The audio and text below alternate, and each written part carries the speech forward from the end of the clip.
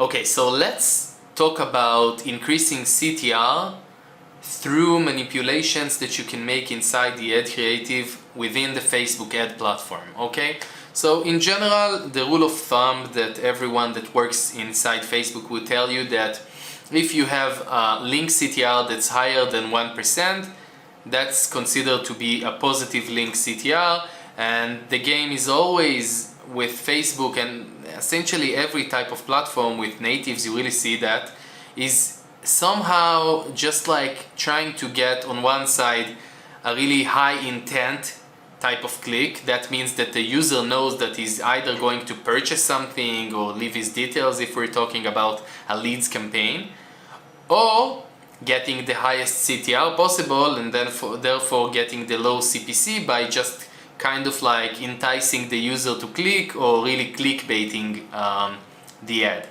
So it's just kind of like balancing between those two, and I'm going to share with you some wolf tips that I have for creating the higher CTR inside the ads.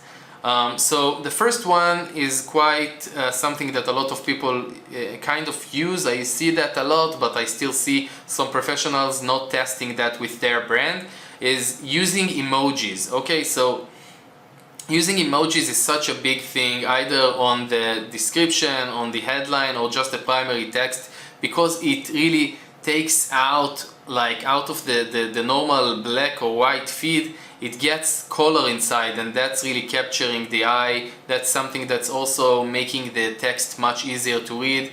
It's playful, people like that. So at least A/B test that. The second thing would be always use high resolution ads and creatives in general.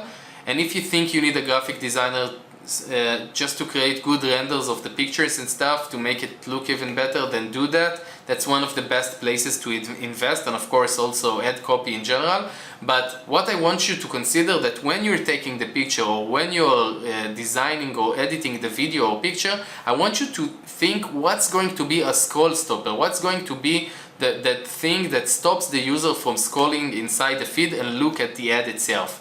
The third point, a third tip that I'm going to share with you today would be that Facebook has a really genius bot. When it reads into the ad creative, it would prefer positive words and also people that smile. So use people that smile, those kinds of pictures, and also use positive words, and make sure that you don't really attribute any specific things to the user itself. So if you're gonna talk about feeling slimmer, you're pushing a weight loss product, don't say you'll feel slimmer, say it makes other people feel slimmer, for example, or helps with a slimming feeling, or whatever, helps reduce bloating or something like that. Don't talk into that user specifically. The next tip would be asking questions. So I guess you guys already promoted and pushed some budget inside Facebook ads, and you already know that one of the things that Facebook actually measures would be the engagement rate. So if you ask questions, that increases the engagement rate, and that would lower your CPC and also cause like higher CTR, link click CTR. So that's the thing we want.